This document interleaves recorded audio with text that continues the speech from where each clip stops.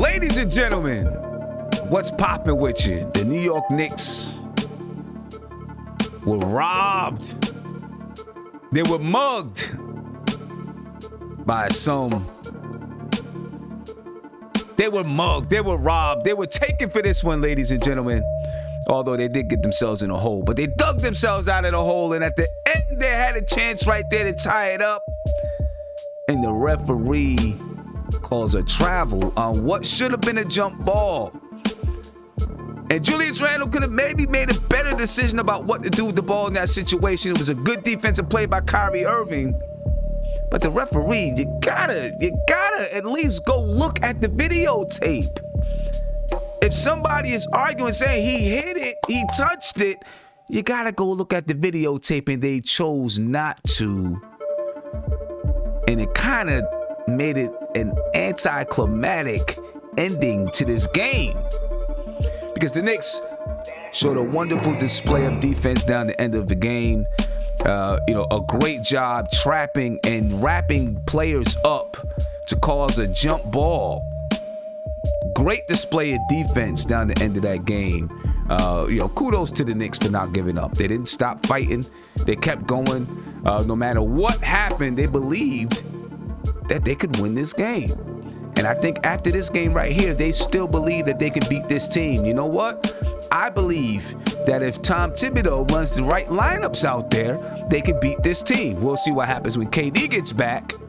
And I'm not saying that they can beat them in a series. I'm saying they can beat them one game. At least. I think we do play it one more time. So we'll get a chance to prove that we can beat them at least one more time. Listen, both games, we lost this game 117-112. The first game we lost 116-109. Neither team has ever been at full strength when we've played each other. Hopefully the final time we play, we will be at full strength, and then we'll duke it out and see what happens then. Julius Randle had a right to be mad. It's a good thing that his teammates held him back, because he might have accidentally bumped the ref and got suspended or something like that. So I'm glad that they held him back, because he was hot, and I wouldn't want to get Julius Randle's way if he was that mad. I could tell you that. But the Knicks, listen, let me tell you something. This really says a lot about the Knicks defense, though, because they didn't shoot well this game. It's not like they shot 50% from three and 54% from the field. They didn't. They shot 40% from the field, 35% from three, and they were right there at the end because of great defense. Really, really good defense. Shout out to Frank Ntilikina, because he played some really, really good defense, and he was instrumental in the Knicks making a run to get back in this game. I don't care what anyone says. People can shout about what numbers he did or did not have and the number of fouls he had, whatever. Say what you want. His defensive intensity helped change this game. Good game. Tough game. Julius Randle, of course, led the Knicks in scoring. And listen, although Julius Randle got upset and he, kicked over this and that and was coming after the ref, I love the passion. I love the passion. I don't care. I love the passion I love the passion. The Nets, man, they were led by Kyrie Irving. He had 34 points and 4 assists. But then, of course, James Harden, he had 21 points, 15 assists, and 15 rebounds. He also had 7 turnovers. 7 turnovers. A lot of turnovers. Jeff Green, he came off the bench, started tonight so he could defend Julius Randle. He had 20 points, 6 rebounds, and 2 assists. The Nets overall, they shot 41% from the three-point line. They shot 57.9% from the field. Every time they needed to make a shot to make sure that the Knicks didn't get over the hump, they made it. That's why you got players. That's why you got guys that can score the basketball like they do. For the Knicks, Julius Randle led the way with 33 points, 12 rebounds, and 6 assists. He also had 5 turnovers. One of them was straight pure trash garbage at the end. Reggie Bullock, he had 19 points and 6 rebounds. He hit a lot of shots in the first half. He had 17 points in the first half, only 2 in the second. Missed a lot of timely shots. That's the one thing that the Knicks really don't do. We don't hit the timely shots to get us over the hump. R.J. Barrett had 23 points, 6 rebounds, and 4 assists. He was 10 for 10 from the three-point line, from the free throw line. Emmanuel quickly had 21 points in his first start. 2 rebounds, 2 assists. Alec Burks had 12 points. Taj Gibson had 4 points and 4 rebounds. And Frank Ntilikina, while he didn't have a crazy stat line, like I said, he played some great defense tonight, ladies and gentlemen. Like it or not, he played some great defense and helped to turn this game around. But tough one for the New York Knicks. Tough one. But good game. Tough loss, but a good game. Let's get to the panel, see what people think about this game. Let's get these guys on over here. Let's talk about it. Divine, what's going on with you, my brother? How you feeling, man? I'm good, How you man. feeling I'm after feeling this? good, Sam. I'm feeling good, brother. And people don't believe in moral victories. I do. You know what I mean? We was a couple shots, missed a couple 3-pointers in that last quarter, putting that game in our reach, man. We missed. RJ missed one. Bullock missed one. Frank missed one. Burke missed one. I think if they would have, 2 of them dudes would have hit them shots, that would have been the upset that I was looking for. But I'm happy though, man. I'm happy. I really am. That's the team that I want to see go in there, compete hard, just go gritty, go hard. Our defense kind of gave it away in the first half, but they fought back. And I think that was the game changer. But what our defense did in that second half is impressive. So, I mean, I really don't have no negative thing to even say tonight, man. I just think that we went out there, we put it all on the floor.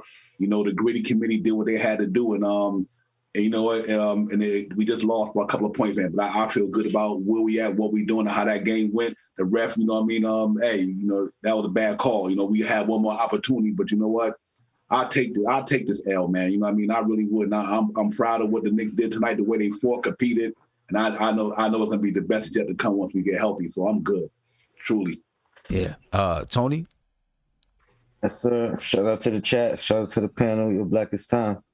Yeah. The Knicks made a statement tonight.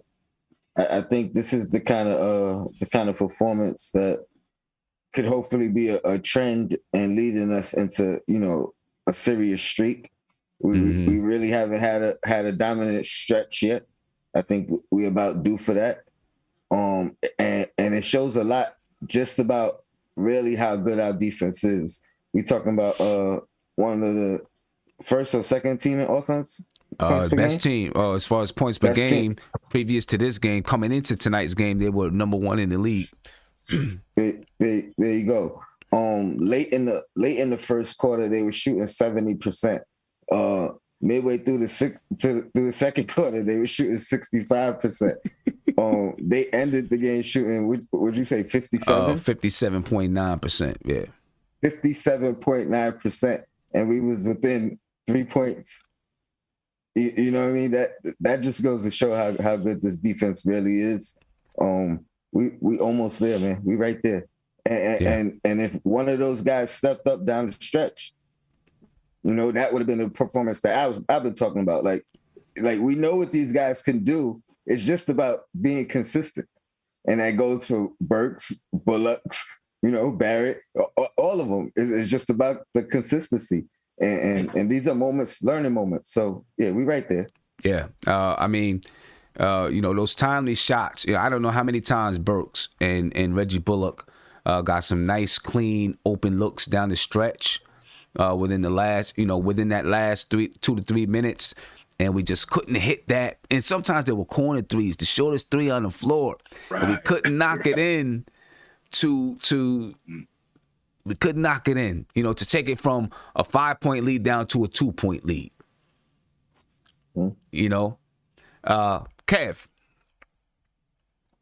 Hey, salute to the chat. Salute to my panels, my brothers and sister on the panel here. I am not mad at this effort at all. I think we played a great game. I mean, we played a really, really, really good game. I can't say great because when you had that lineup of Burks, Frank, Obi, and Taj. Yeah, I think that was I think the only person in that lineup that was really bad for us was Obi. You take Obi out, the rest of the game was great. And Like the rest of everybody else, I was really upset at the last call. I thought that was, BS. They should have, looked at that. No matter what you want to say about Randall dropping the ball or, whatever, ref should have looked at that and we would have had another opportunity. Josh was almost right with calling this, in overtime. And I got to give him, give his props because that's where it looked like it was going. And like I said, I wasn't going to get upset if they didn't show up. They showed up. They were right there.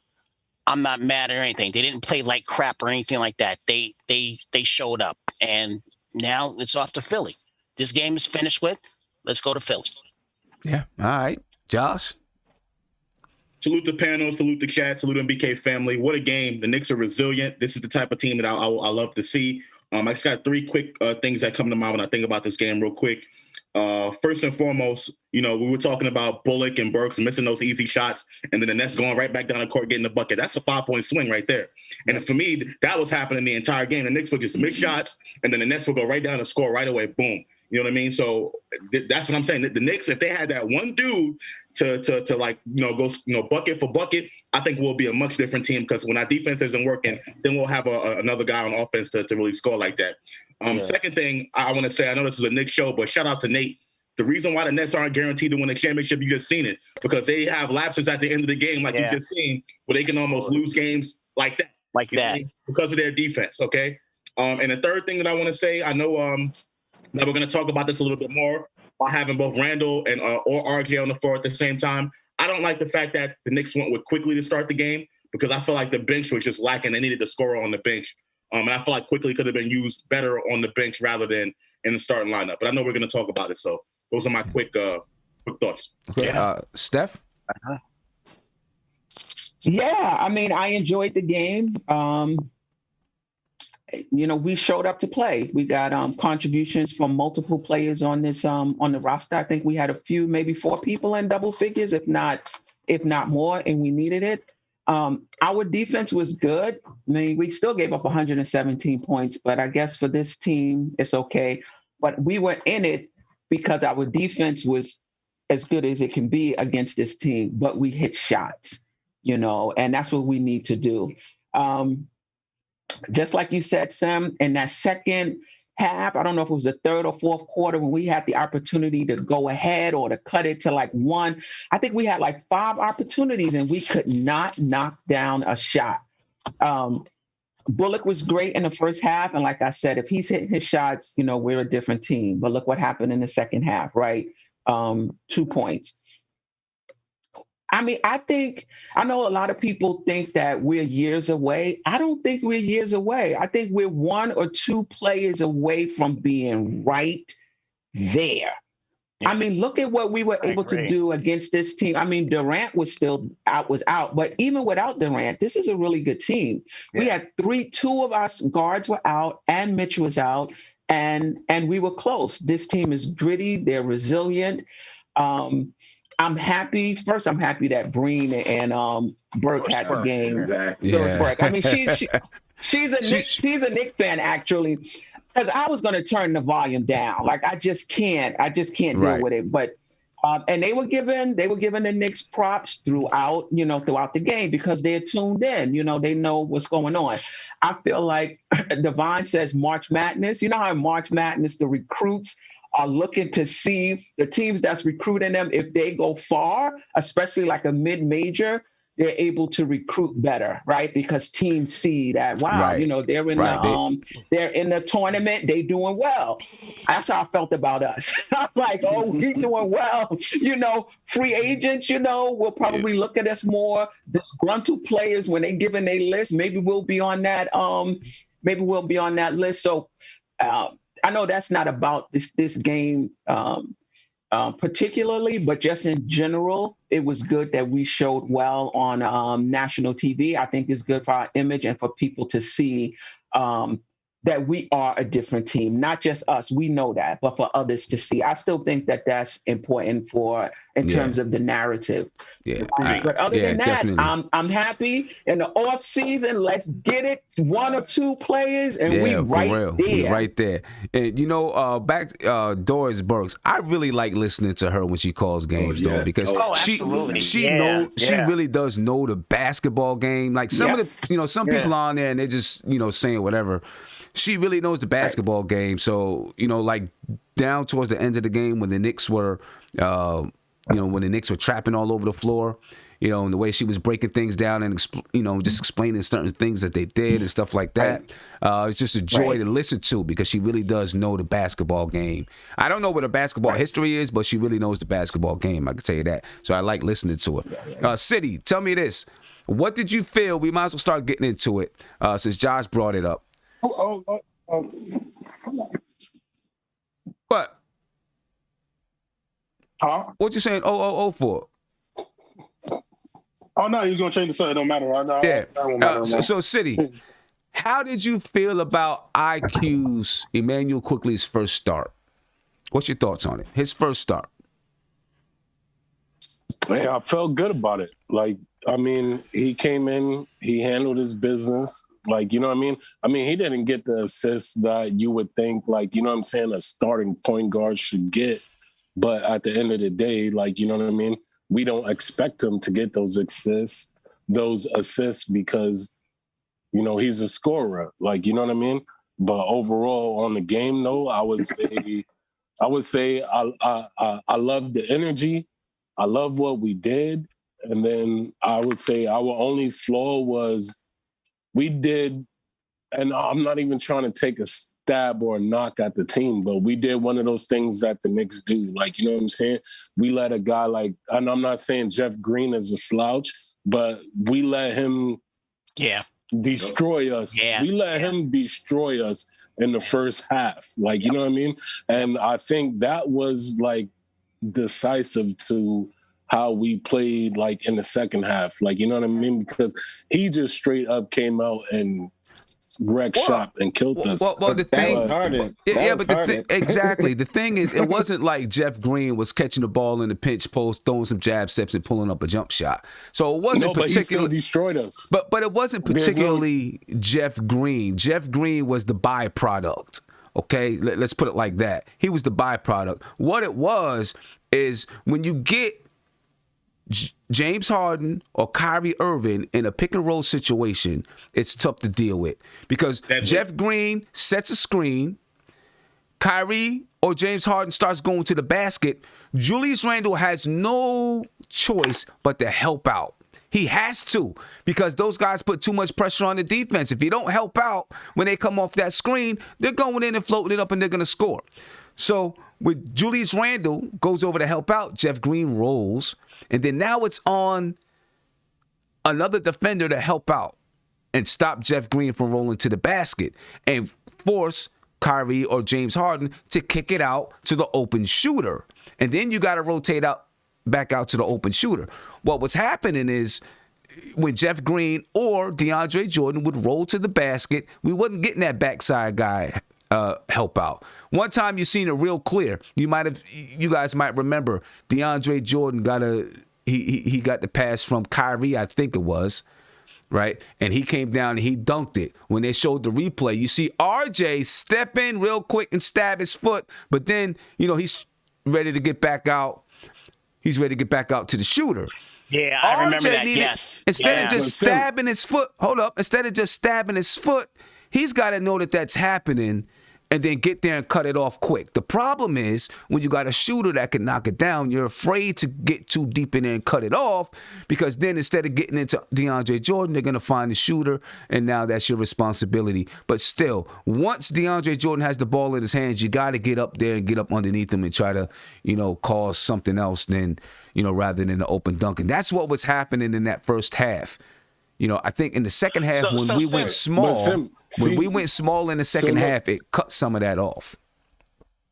Can I say this real quick? What I mean by that is, how many points did he have in the first quarter? He had 14. He had like 14 points in the first quarter or something like that. All right. So what I'm saying is what I'm saying is guys like that destroy us sometimes, because if you go and you look at it, you say, do you think Jeff Green have 10, 14 points in the first quarter? No. Like, you know what I mean? And I'm not saying he's a slouch by any means. Like, let's just get that out the way. But at the same time, at the same time, how many times have we had other players that you don't suspect to score that many points in a quarter give it to us? It's been happening. Because if you clamp up on those, then you have to leave somebody open. If a player's going to the basket, as Sim is saying, you have to leave your man to stop the penetration, and that leaves that guy open. It's a sporadic thing. The Knicks are giving up way too many three-pointers anyway. So people complain, oh, how come the Knicks don't defend the three? Well, in order for them to defend the three, they have to give some of those up. It's a scheme thing. I would have rather played straight up a lot of times, man. I mean, you can't. Oh, this is the thing. Everyone keeps saying that. Yeah. I mean, the thing. Here's the thing. Hold up, Kev. No. But listen, Kev. This is the thing. Double teaming, though. This is the thing. It is very hard to play anybody straight up, because once you get a screen set, right? Have you ever played basketball and tried to go over a really good set screen? It's probably not going to happen. Right? Or you're going to be behind the person you're defending. So you need someone to help. So when you say play straight up, yes, if no screens are set and everybody just spreads out and says go one-on-one, then you can play straight up. But when you got screens set, you can't. Because you got to help out the person coming off the screen. You're right. You can't. You're right. There's no way. You're right. Isaiah. IQ's. Let's talk about IQ's first start tonight. How did you feel about it? Did you feel like it took away from the bench? I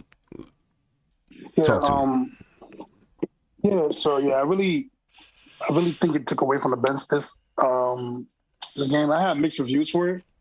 Because to me, okay, Kev. I really did have mixed reviews, because to me the offense still wasn't flowing. There wasn't really no cohesiveness with the first minute. 30 points in the first quarter. They had 30 points in the first quarter. 35 points. No. I mean, but they still had 30 points in the first quarter. In the second unit, when they came in, it's not like they stopped anything. So I mean, they had 30 points and a 7-point lead at one point. I get what you're saying, but I just didn't see the cohesion. I thought it was more of just kind of one-on-one actions, taking the first shot, no real ball movement, really. Randall does his thing quickly, and they shot. I just didn't see what I thought I would see, a little bit more ball movement. But that's what I take from it. Was mixed, in my opinion. Like I said, his defense wasn't really good. Kyrie Irving had a 4 for 5, 10 points shooting game. So in the first quarter, he got 10 points on 4 for 5 shooting. So like I said, it was a mixed review for me for quickly, but he'll get better. He's young. He's a rookie, so he'll get better with it.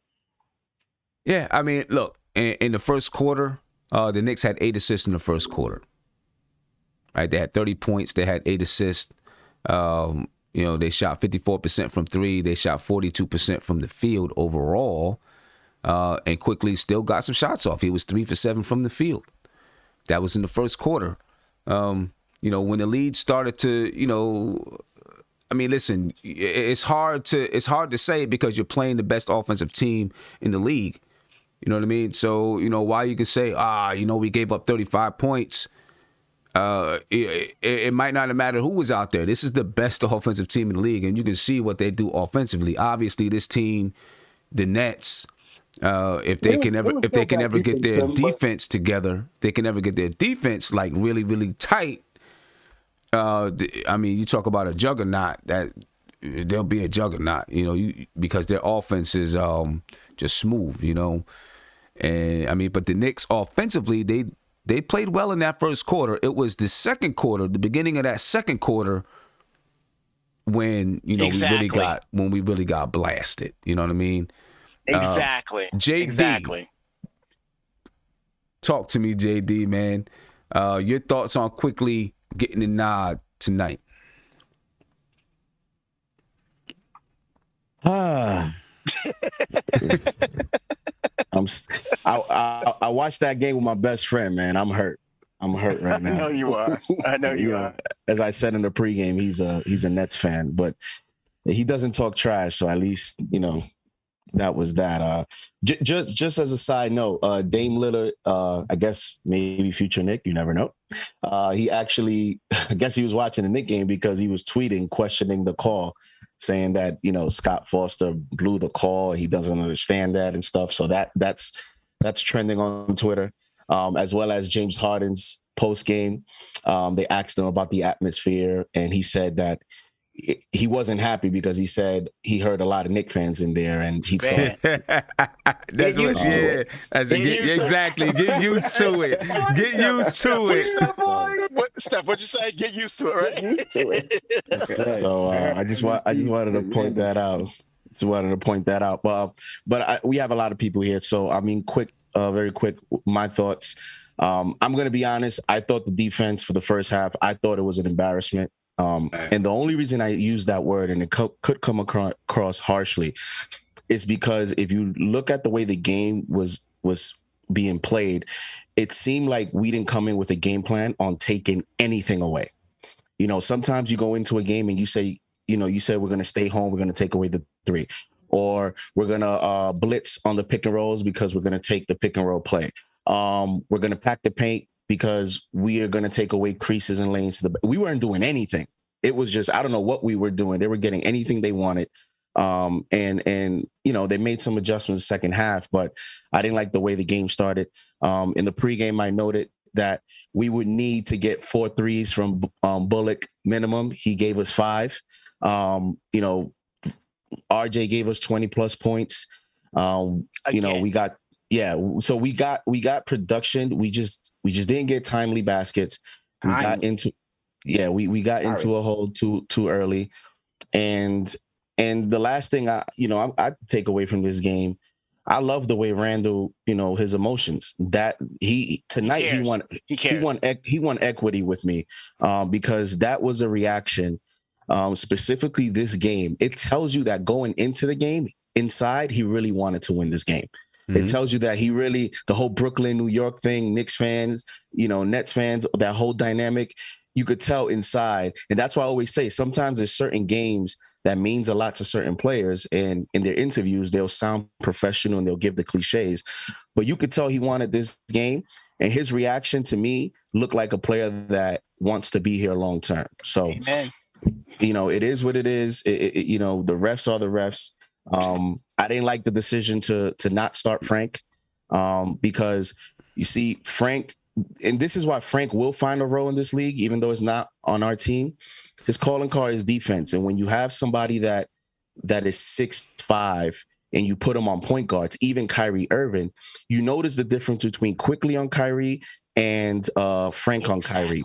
When Quickly was on Kyrie, if you notice on the screens and on the pick, Quickly was a step behind, which Noel had to cover that real estate, and that allowed a lot of easy baskets. Yes. When Frank was on Kyrie, Frank's length, even when the Nets were scoring, you saw the Nets were forced to score one-on-one instead of in a team concept. That was the difference. Yeah. And they made tough buckets. And if you play that way for 48 minutes, the game is a game of runs, and sooner or later you're going to make runs. And I think Frank being in foul trouble, if he would have ended the game as crazy as it may sound, as he has 0 points, we could have won that game.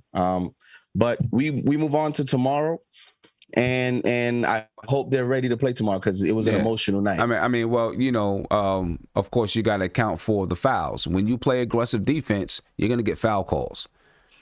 So even though, even if he, started the game, he might have started off and been on the bench in 2 to 3 minutes. Because when you play aggressive defense, you're going to get called for fouls.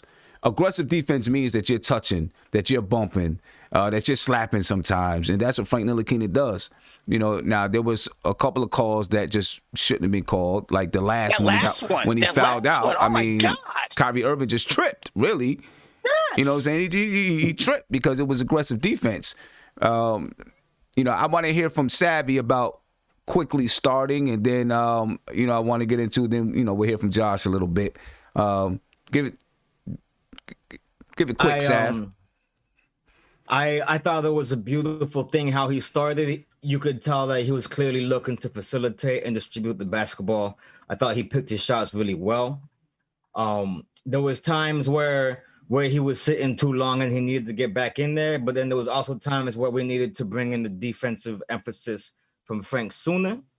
I want to give a quick shout out to Joe Harris and Nicholas Claxton. Man, wow. I did some of the stuff that they did out there was impressive. I didn't know about them boys.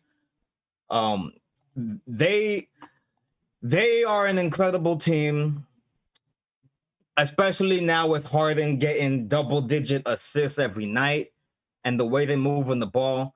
You got guys on that team that we could play perfect defense on them and they'll still score. And we still stayed in the fight. I think tonight was an achievement. It's a shame how it ended. That whistle extinguished our flame. I see people talking about Frank Ntilikina had no points. You know who else had no points? No one's saying nothing about that. All right. So let's relax and acknowledge some defense. Okay. Do you watch basketball or read it? Shout out to the panel. Shout out to the chat. I love that, Sammy. I love that. That was cool. I like that. Here's the thing. I want to talk to Josh for a minute because you're talking about, you know, how, you know, IQ being in the starting lineup, you know, takes away from, you know, the energy that you can get off the bench. But the way that I'm thinking, at least for tonight, you know, with IQ in that starting lineup, what Tibbs, I think, should have done in the first half that he did do in the second half was a better job staggering the players and tighten up the rotation instead of going 10 deep. Only go 9 or 8 if that's what you think. Yeah, I think he should have had that. I think he should have had that strategy going into the first half. I'm always like, you need to have either Randall or RJ on the floor no matter what. When you look at the Nets, either Kyrie or James Harden was always on the floor. And when KD comes back, if you're watching him play, 1 or 2 of those guys are always on the floor. And, of course, to start the game and finish the game, all 3 of them are on the floor. But throughout the game, they always have an elite scorer on the floor. Now, I'm not saying that Julius Randle and RJ Barrett are elite scorers, but they're the best that we have. You know, so I think no matter what, you got to stagger the minutes where one of those guys is always on the floor. And to me, that would have negated, even if Quickly started or came off the bench, I feel like it would have negated it, you know, because you could do something like, you know, instead of taking Randall out at the end of the first quarter, take him out after 7 minutes, right? And then bring him back. You know, let him get 3 minutes rest and then bring him back so he can run with the second unit. And then, you know, you take RJ out and you do it the same way so you can stagger minutes that way so one of those guys are always on the floor. Tonight was the night. If you're going to play these guys 40 minutes, tonight's the night to say, hey, you might rock all 48. You know, tonight's the night to do it. Now, Julius Randle did get 41 minutes. Reggie Bullock got 42 and RJ Barrett got 35.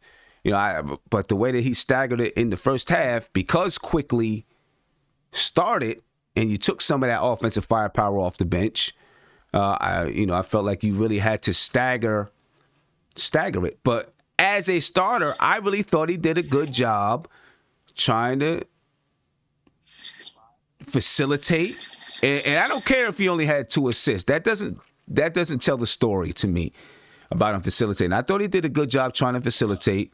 Get the ball to Randall in the post, get the ball to RJ, kick the ball out to Bullock a few times, find a way to get his shots. He still took 7 shots in the first quarter. Find a way to get his shots off. You know, I thought he did a good job doing that. Go ahead, Josh, and then I'll get to you, Tony. Oh, sorry, Josh. If I could just add one thing to what Sim was saying. Some guys like that, you throw them in the fire to start against a team like that, and they're going to go play nervous. You could tell that IQ took it very seriously and played it with purpose. Yes. You know what I'm saying? He was playing very carefully. Sorry, Josh. I just wanted to throw that. Well, I mean, listen, I definitely agree. Definitely Randall or RJ should be on the floor at all times, so either one of those guys. But I just feel like there was times during the game, I feel like when Brooklyn pulled away a little bit, when none of those three guys were on the floor at one time. You have Frank playing with Burks and Obi. None of these guys are going to go out there and score like that. Burks was the lead guy coming off the bench. To me, I just don't think it should have been like that. It should have been at least put Quickly out there, have Quickly, coming with that second unit just to give some scoring. Because that unit, when they were together, they were awful on offense. So awful. Josh, Completely awful. But remember, they had Burks and Bullock. That was one of the change. Quickly wasn't out there, but he put Bullock out there with Burke to try to give that second team some offense. Right. Yeah, that wasn't working. Well, I think he kept Bullock in to defend James Harden because James Harden was still on the floor. So I think that's why he kept Bullock in. So let me ask you. If Ntilikina did start, would you have just played him? I guess 5 minutes and then bring Quickly in, or what do you think? To be honest, you could have kept the minutes the same. I just would have rather had Frank start the game and have Quickly come in with that second unit to be that spark. Because when that second unit was out there, they gave us no offensive production whatsoever. Yeah. Zero. You know what I mean? That goes along with what Sim was saying about having either RJ or Randall out there at one time. But Quickly needs to be on the floor at least. You know what I mean? Yeah. So they could have did that. Exactly. I was just gonna pretty much reiterate because Sim, you've been saying that about RJ or Randall when Quickly wasn't starting. So you know what I mean. So that still remains the truth, but it just took more offense away from the second unit starting Quickly.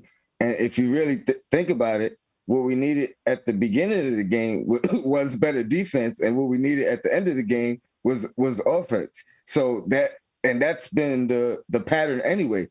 When Quickly's on, he's ended games before. You know what I mean? So that wouldn't have been a change in pattern or anything else. So I definitely agree, and I just wanted to reiterate because I think we all agree with Quickly's performance. Like, we're not taking anything away from him in the starting unit. You know what I mean? He did his thing. It's just the circumstance of, you know what I mean? Like, if that was the decision and we still had Rose, or if we even still had Peyton, who is at least adequate at giving you 12 points or something, at any given stretch, or at least running the second unit, distributing a little bit better. So I just think the circumstance, I think we would have been better. I agree. I think y'all both right, basically. But see, I feel like in the beginning, because up till about halfway through the first quarter, we was up like 7 points, right? We was up like 7 points. So the defense wasn't horrible. They did come in and make a run. It was tied 18-18. And the defense was horrible though. It was horrible from like midway through the second. Yeah, it was horrible starting in that second. I'm sorry. Midway through the first. Yeah, you gotta think about it. Close to the end of the first. These guys was shooting 70% towards the end of the first quarter. And really didn't let down until like the second half. Yeah, bottom line, when you think about where they ended the game, 57%. Like, that's still crazy. When you but I didn't feel in the beginning of the first quarter, I didn't feel like, a team can shoot 70% and another team still be playing good defense. I thought we was playing okay defense and at least the first part of that first quarter. I thought we was playing decent defense. They made some shots. We were up.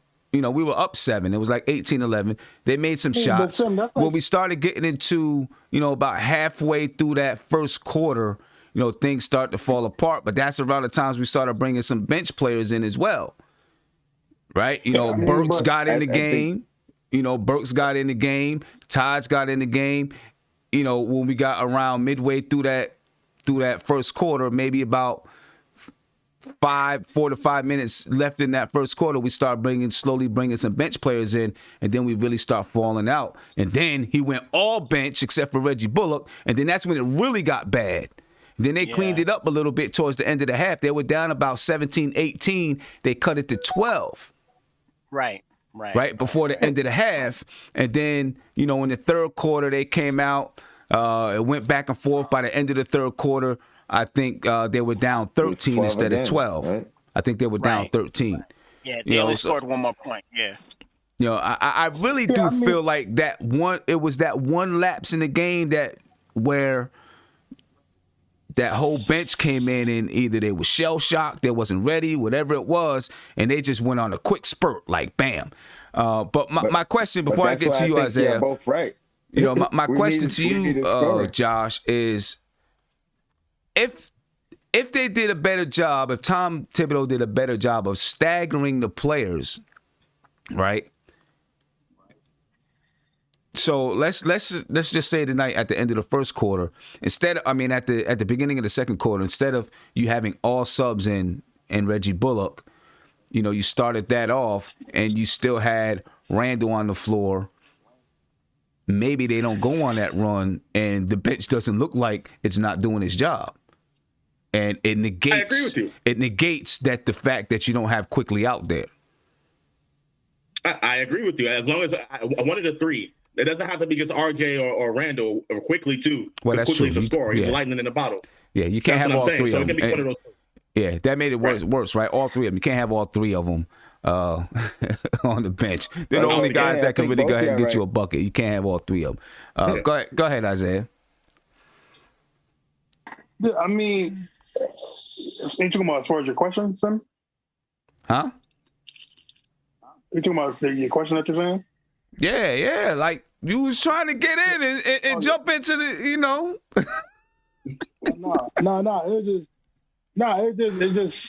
It just would have been really tough tonight, just because Quickly shot 6 for 19. Really, RJ, only had 14 shots. Julius Randle shot, I think, 13 for 27. So I mean, it should have been somebody there, but it was really tough, today, because just again, right, the offensive to me, it wasn't there. I was really just not feeling the offensive game watching it. I was getting really upset because his offense just reminded me of what it was last year, of just one shot. This is what I watched. This is what I saw. Just going back to what I saw. Let him finish. All right, fine. Finish. Go ahead. Finish. Like what I saw, I just didn't like the offensive cohesiveness today. I just seen a lot of just one shots. That's it. No rebounding. Our guards didn't get any boards, and it was just one shot. I just didn't see it today. And again, I just felt like I saw a game of last year, just with the cohesiveness just not being there and everything like that. I think that's because we lost players. We have players injured. You think that's the reason why? I mean, you can still lose play, but you can always still have your principles of running an offense. And that's why you call it a team sport. I mean, I understand certain players are there, but you also still have to step up with that. I just didn't like it. I just didn't like, to me, like I said before, I just kept seeing we took one shot and it wasn't even great. It wasn't even a great shot. It was an okay shot. I seen okay to good shots tonight, and I didn't see real great shots. I didn't see any ball movement, which would have helped us a lot tonight, because the ball movement, I think, would have definitely helped us, because I seen that with Brooklyn. Even though we talked about, we talked about James Harden and Kyrie, I still seen ball movement. I seen them get that center dude some easy shots. I seen them get DeAndre Jordan easy shots. I seen them get Jeremiah Green easy shots with ball movement. I mean, I understand that it's James Harden and Kyrie Irving, but I seen ball movement from the Nets. I didn't see any ball movement from the Knicks. I seen the Knicks just standing around. I seen the Knicks just going one-on-one. I seen the Knicks just taking one shot and that's it. So again, I think some ball movement would have definitely helped us out a lot. But I don't think you saw that in the first quarter, because we had 8 assists in the first quarter. Okay, so you're talking about the first quarter. No. But what I'm saying is, I think it has a lot to do with the fact that we weren't hitting shots as well. We had 16 assists overall. We weren't making shots. We only shot 40% from the field. We had 16 assists on 37 made shots. I think that we did move the ball. I mean, you heard some of the commentators talk about some of the times where we had ball movement and got open shots. We didn't have that much ball movement, son. I mean, you could talk about the first quarter. We had 8 assists, but 8 is. I mean, having. Are you basing it off of assists? What are you basing it off of? Lack of. I didn't see ball movement. I seen us not moving. I seen us not moving. Okay. I didn't see nobody move. I didn't see nobody cutting like that. Again, we were just taking one shot. We weren't taking great shots. We weren't. I mean, okay. That's what I see. Go ahead, Tony. I think what it is like you said, we miss shots. And a lot of times, like, if Burks missed a shot, it looks like a one-on-one play. He could have got past the ball. You know what I mean? If certain guys that have to take more than one dribble and have to do something after getting the ball, if they take a shot, it looks more like a one-on-one play. Sometimes we run one-on-one plays, but it's not as often as you think. I think a lot of the times it's blown opportunities more than anything else. Like when these guys hit the shot, you don't look at it as going one-on-one. You cheer it and you don't see it that way. You know Yeah, what I mean, so it's I mean, Reggie Bullock had 10 3-point attempts. Only one of those 3-point attempts did he take a dribble into the shot. Because I remember I was like, Reggie Bullock pulled up off the dribble, and I was surprised. The other 9 attempts were from somebody kicking it out to him, and him taking it, a lot of times open shot. Shoot. He was 5 for 10. Alec Burks, I think his 3-point attempts, about two of them, he dribbled into the attempts. He had 6 3-point attempts. About 2 of them, he dribbled into it. The other 4 were kickouts. Frank Ntilikina is normally always a kickout. I think maybe one of them he dribbled into it. He was 0 for 4. I don't know. Let me get you a phone call. Caller, you're live. What's poppin'? What's going on, Sam? Man? How's the panel doing? How y'all feeling about this win? Me, I'm kind of confident. Like, we was down a few players. They was down KD. We was down maybe 3 players. They still don't match KD, but we played a good game. I feel that maybe if you starting quickly, you need to give him more of a rest and can't just run him into the ground because he's just coming off the bench. But we played a good game. Like, defensively, Frank, if the whole panel has to agree that Frank is the reason we got back in the game, because we was out of the game. We was down by 18. Yeah. Frank got us back in the game, and he played good defense. And I believe if he was still on the court, we may have had a chance to win. Somebody said that, but he was throwing his body, hands, everything, everywhere, and it exerts a lot. He caught a foul fighting off the screen from DeAndre Jordan. He offensive foul, just fighting, but not offensive foul, but fighting over the screen. But I believe Quickly has to start. I think he has to get accommodated to playing that starting role, playing against the other starting players in the league, and knowing like, okay, I'm gonna switch on the big. He 2 times put DeAndre Jordan in foul trouble, got him off the dribble. I believe he needs to start now. His defense is not as good as Frank's. A lot of times he was like lost in the sauce out there. They switch off him and he don't know where to go, but that comes with experience. Yeah, I mean, you're right, and of course he had, Kyrie was, anytime he had Quickly on him, he was like, okay, I'm gonna go to work. And then also, what you notice from Kyrie, and I thought Emmanuel Quickly handled it well though. Kyrie tried to impose his will defensively. Quickly would have the ball, and Kyrie tried to, get up in him tight, see if he can force him to turn the ball over or whatever. I thought Quickly handled it well. Yeah. It was a good game. We was there in the end. We almost had it. Like I said, I'm not drinking hard liquor, and the Knicks got me drinking hard liquor, but in a good way tonight. Okay. In a good way. All right. That's a good thing, man. You, man. I appreciate you, man. And Walter White in the chat. Shout out to the chat. I'm in there. They be trolling me too in there. But I'm gonna give you a little donation tonight, and hopefully to get a cam going soon. We'll see. All right. But All right. I'm with you, man. No doubt. I appreciate you, bro. Thank y'all. Yeah, no doubt. Appreciate you. See if we can get another call in here. Caller, you live. What's poppin'? Hey, how's it going, Simeon? Pretty good, man. How you doing? Doing all right. I first like to send a message to Isaiah. I remember the last time he called me Mr. Burns. I've been waiting around to say this to him. Say, Mr. Burns, you're Barney Rubble. You said he's Barney Rubble? Yes. He said you was Barney Rubble, Isaiah. I don't know what you did to this guy, but he called you Barney Rubble. What you think about the game, man? It you know what? I was proud of the team during the final stretch of the game. You know, they had 3 great defensive sequences, just forcing that timeout and then getting the jump ball. Just it was an incredible sequence. You know, right when RJ got it with Harris. So I'm proud of them for that. They never gave up. It's really frustrating that the refs, you know, didn't give us the call at the end. You know, because I felt we had a chance to win this game and went to overtime. But, you know, our guys played their lead hit tonight. Julius, Quickly, RJ, just it was amazing effort. Like I couldn't ask more for them tonight. I was very proud of them. Yeah, no doubt. I agree with you 100%, man. Hey, I thank you for the call. Appreciate it, bro. You're welcome. Appreciate it. Man, I really was impressed coming down the stretch in that fourth quarter when, you know, Brooklyn was trying to put the game away and the Knicks, you know, they start trapping. And like even when it was, I think it was James Harden, it was in the half court and they trapped him with 3 people.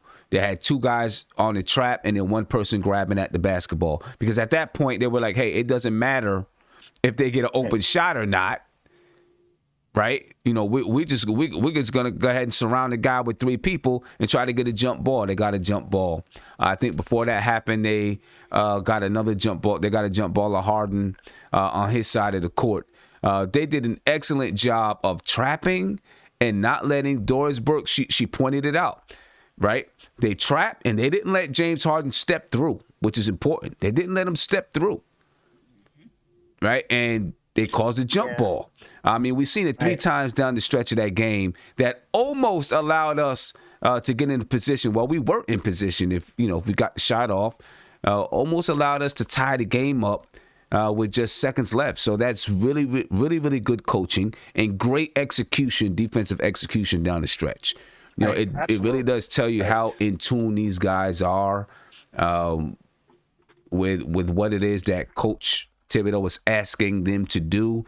They're in the huddles. They're paying attention while they're in the huddle. You know what I mean?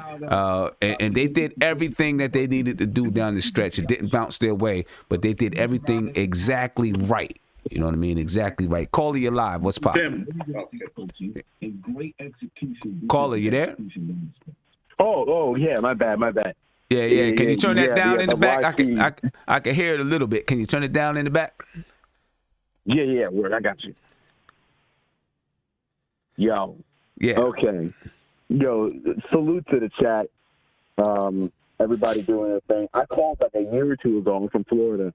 And watched the game. Sweaty game. Because I'm like, if I had like a 6-pack, it would have been gone in a millisecond. This game made me nervous. Oh, my God. Yeah, we're missing one piece. That's what it is. I agree with the chat. We're missing one piece, but they played. You could just tell. This is the next step. Like I really wanted to see. Like we're missing like maybe 2 players. I mean, we're missing like 3 players. You know, like yeah. But I mean, they were missing Durant. I mean, obviously, but even so, just this, and even at the end with Julius. The passion, the defense, that's what I want to see. I'm not even mad. Tonight was a good night. Yeah, no doubt about it. It was a good night. And hopefully, like Tony said earlier, it's the kind of game that can push us into, going on some kind of a streak, right? Because, we feel, we played them. We feel like, hey, we was right there. We could have beat them,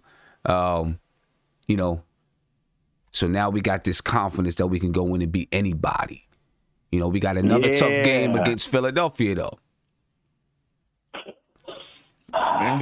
We got another tough game tomorrow night. 6-pack for that one.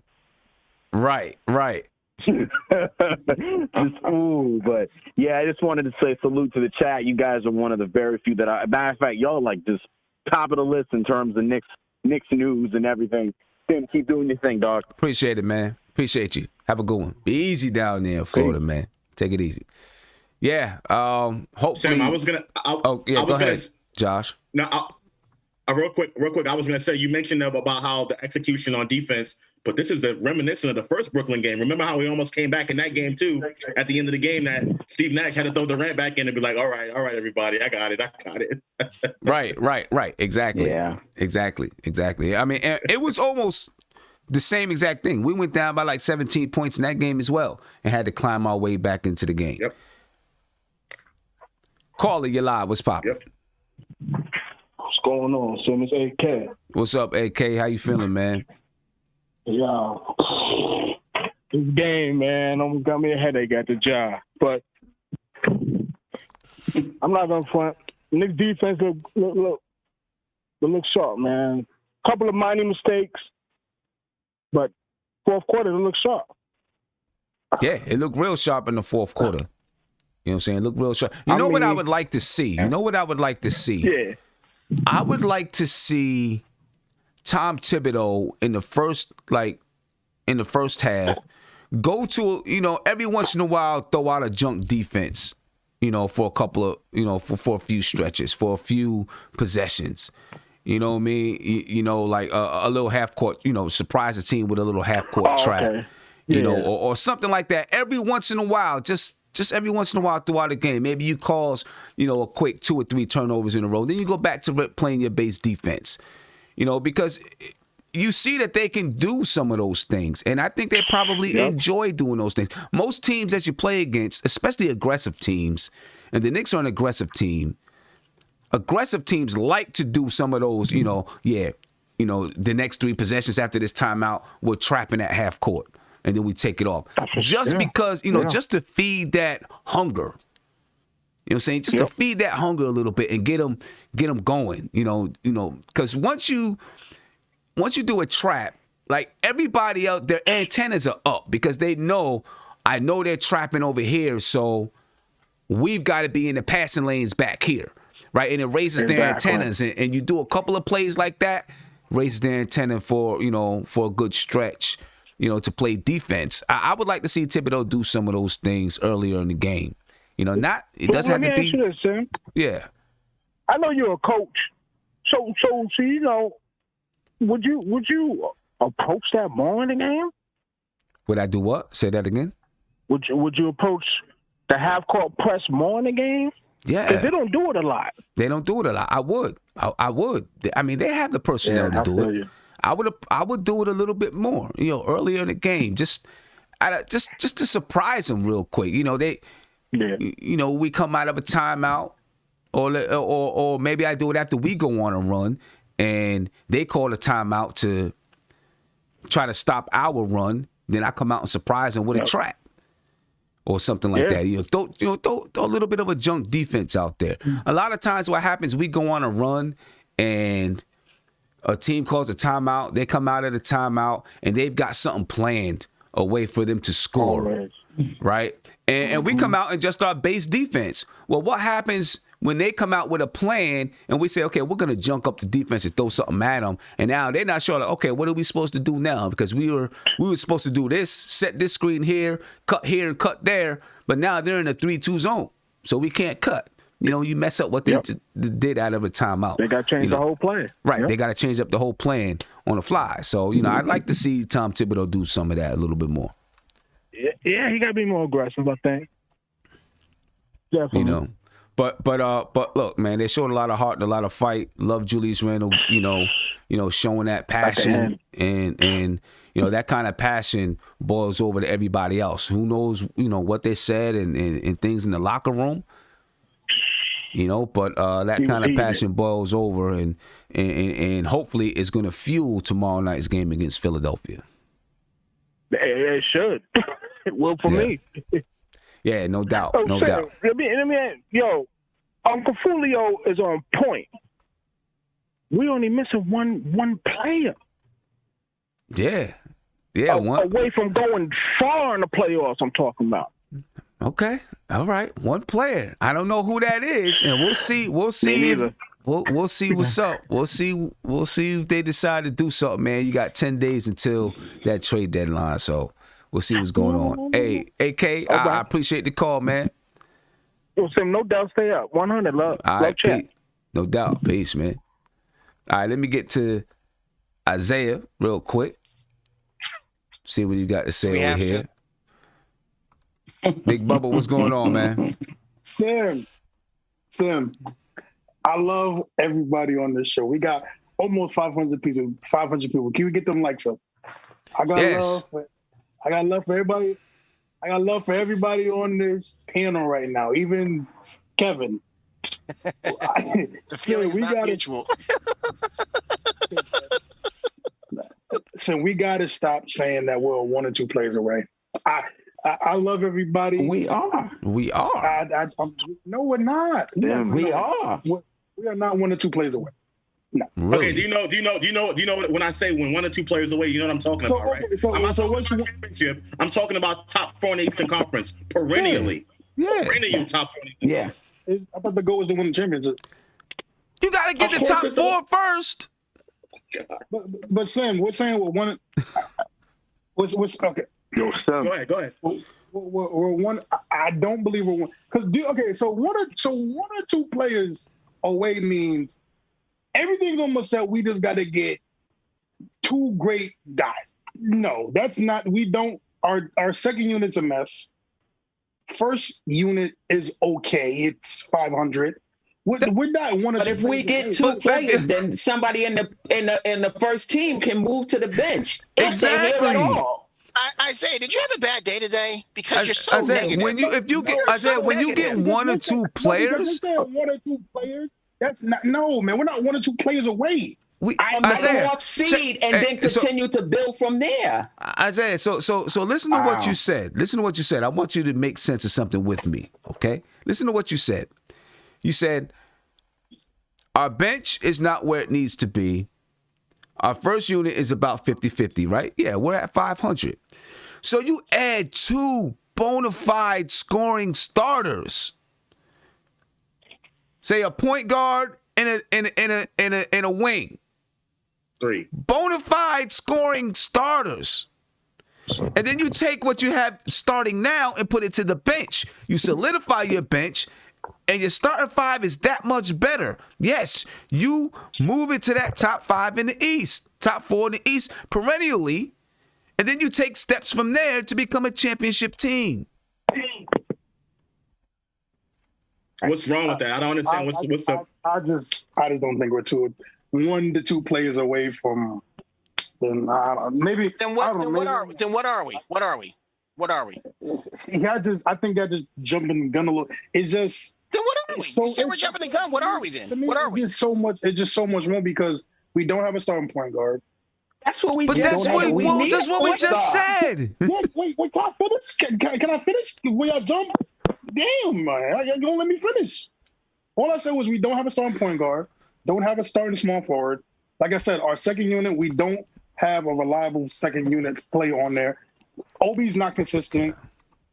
We have old Taz Gibson. That's more than 1 to 2 players, if I'm not mistaken. That's more than 1 to 2 players. No, we literally just said, you get a starting point guard. Hold up. If you get a starting point guard, you move somebody to the bench. You get a starting 3-man, you move someone to the bench. Which boosts you. You know what? No. Caller, you are live. You are live. Caller, you are live. What's popping? Sam, we have a conversation. What's going on, man? I'm well. How you feeling? Lenny calling in. You know what I mean? The chat has been active tonight, so just want to let you know what's going on. All right. Yeah, we active. It's active. It's real active tonight because a lot of people, So what's popping with you, man? Today's a little bit more personal. It's the Battle of New York. Right. Of course. And there's a lot of Nets fans in the chat too. Yeah, I don't know if you saw my Brooklyn way, I gave you a little donation, because it's all love. At the end of the day, we just want to see a chip in New York. Listen, we want to see a chip in New York, but Knicks fans don't want to see a Nets chip in New York. I'm not going to lie to you, bro. I'm trying to tell the people in Brooklyn, the property value is about to go through the roof after we win this chip. Y'all need to appreciate. So you want Knicks fans to appreciate the Nets winning the championship? I'm saying you telling your whole team the game plan as to how to build the Knicks. You're taking notes from us. What did we do with D'Lo? What did we do? There's many ways to build a team. Like we need to trade Frank. We need to trade Obi. We need to trade a few people to get Levine, and we need to just rebuild from there. Rebuild? I mean, hey, are you want to rebuild from the draft, or how do you want to go about it? I mean, I want to take the team that we have now, add some players to the team we have now, and then, add some more players from there. Not break it all down and rebuild, but, add to RJ and Randall and quickly. Yeah, that's the core. RJ, Randall. You can even keep Mitch. I'm saying you have to trade a few people to get Levine. You need to get a bona fide star to help Randall. Like Steph, I think her name is Steph. The person that's in the same prime as Randall is Levine, and we need somebody to help him. Right. No, it's no doubt about it. We need a third guy that can hit those timely shots, because clearly you see tonight we missed those timely shots. Those shots when right there, that could take it from a 5-point lead to a 2-point lead. We missed those timely shots, and we need them. No doubt about it. No doubt about it. That's what I'm just trying to tell. I'm just trying to tell my Knicks families that, just appreciate us Nets, because if it wasn't for us, we would probably force the Knicks to rush the process. The fact that the Nets are here, the Knicks don't have to rush the process anymore. We're not doing nothing based on the Nets. Yeah, I don't think it's based on the Nets, man. We're not basing what we do on the Nets. Worry about your team. Yeah. Just go try to win your championship. Try to win your championship. Listen, the Nets win the championship, man. Listen, the Nets win the championship. I'm gonna be mad, but I'm gonna watch it. Kind of like a jealous big brother.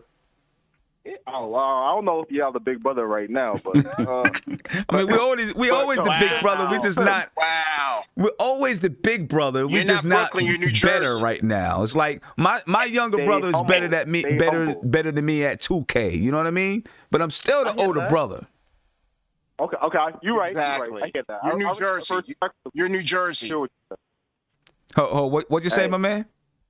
I said, I hear what you're saying. That's very true. You could be big brother and still not be better, but he just said something about New Jersey. The Nets started off in Long Island. Yeah, you're right about that. He's right. Whatever. He got you there, Kev. He got you there, Kev. He got you, Kev. Got me there, right? Hey, I appreciate it, bro. We're not new Nets fans. Yeah, I appreciate the call, man. Appreciate the call. I got one more. Okay, go ahead. You and me were the only person that believed in Julius. I mean, just for the reference, you and me were the only ones last year that had Julius back when everybody else wanted to trade. Just saying. I think it's a couple people. Tony Crow, I think Divine believed in him, and a little bit of Josh. It was a couple people, but I don't know. I was going hard for him, though. I will say that. But there's a couple people that believed in him. Yeah, I was going hard for him. And I'll appreciate you, man. Soon, every night here. All right, appreciate it. Big shout out. I want to give a shout out to 23 Blade. He said, we hurt ourselves in the second quarter by not staggering. I hope Tibbs starts staggering Randall and Barrett more. His rotations got to be better in the second half. His rotations got better in the second half. I agree. Walter White, thank you for the super chat. He said, I said we need to start quickly, but I think Rose can give us a glimpse of his past. Rose and quickly, hashtag all 2020. And then Lenny Joseph, the caller that was just on with us, he said, show love, it's the Brooklyn way. He said, good game, and he said, called us the little brothers. We're not the little brothers, man. We are the big brothers. We are the big brothers. Okay. You'll find out soon enough. You heard what James Harden said, right? You heard who was in the crowd. It was Knicks fans in the crowd. Knicks fans chanting MVP for Julius Randle. Knicks fans cheering whenever the Knicks did something well. Half of the crowd was Knicks fans. Come on, man. Yeah, don't get it twisted. Half of the crowd was Knicks fans. Half of the crowd. Exactly. Black is time. Look, man, numbers behind the game. We didn't get a chance to do that yet. Let's take a quick look at it. Then I want to talk about this Philly game. Numbers behind the game. Again, the Knicks, ladies and gentlemen, it was a good game. It was a good game. We got down. But I will say this. You can normally tell when a team is going to give up. And even though the Knicks got down by 18 points, they continue to play hard and continue to fight. And, they never dropped their head or slouched their shoulders. They continue to fight. And so there was always this belief, I think, for a lot of people. Not everybody, but for some people, I think there was always a belief there. They kept fighting. And they, for a while, they just stayed within that 10 to 12-point range and finally made a little bit of run in that fourth quarter. They lost 117 to 112. They lost the rebounding battle 41 to 40. Grabbed 40 rebounds tonight. A lot of that is because the Nets were hot, right, making a lot of shots. They lost the assist battle 29 to 16. The Knicks had 9 steals. The Nets only had 3. 6 blocks for the Brooklyn Nets, only 2 for the Knicks. One was a really nice block by Nerlens Noel on Jeff Green. 15 turnovers for the Nets, only 8 for the Knicks. The Nets shot 57.9% from the field. The Knicks only shot 40%. The Nets shot 41.2% from 3. The Knicks only shot 35.7%. The Nets only made 77% of their free throws, while the Knicks made 85% of theirs. And you might be wondering, if the Knicks didn't shoot well and the Nets did shoot well, how did the Knicks stay in the game? Well, they stayed in the game because they were 23 for 27 from the free throw line. And there was a point in the game where the Knicks, they had been to the line already 20 whatever times, and the Nets would have only been to the line like 14 times or taken 14 attempts. So that free throw shooting really did keep the Knicks right there in the game. The Nets down the end, the Knicks had to foul, so they got a few more attempts down the end of the game. But, when the Knicks right there, that free throw shooting kept them in the game when the Knicks weren't able to score the basketball. The Knicks, Brooklyn had 58 points in the paint. A lot of that was because of that screen and roll from James Harden to Jeff Green or Kyrie Irving to DeAndre Jordan. 58 points in the paint for Brooklyn, 40 for the Knicks. Second chance points. The Knicks had 15 second chance points. The Brooklyn Nets had 4. Neither team really did anything on the break. 4 fast break points for each team. The Knicks were led by Julius Randle with 33, 34 for Kyrie Irving, 12 rebounds for Julius Randle, 15 for James Harden, 6 assists for Julius Randle, 15 for James Harden, and Jeff Green had 2 blocks for the Nets, and Nerlens Noel had 1 block for the New York Knicks, ladies and gentlemen. Tight game, but now we're on to Philly. And actually, one more thing. I'm going to come to you, Devon. The Knicks did go, and Tony brought this up in the pregame show. The Knicks went small in the second half, right? But they didn't go small with Obi. Obi didn't play in the second half, and he didn't deserve to play in the second half. But they went small, so they went small with Julius Randle at center, and then you had Alec Burks, you had Reggie Bullock, Frank Ntilikina was on the floor, R.J. Barrett was on the floor.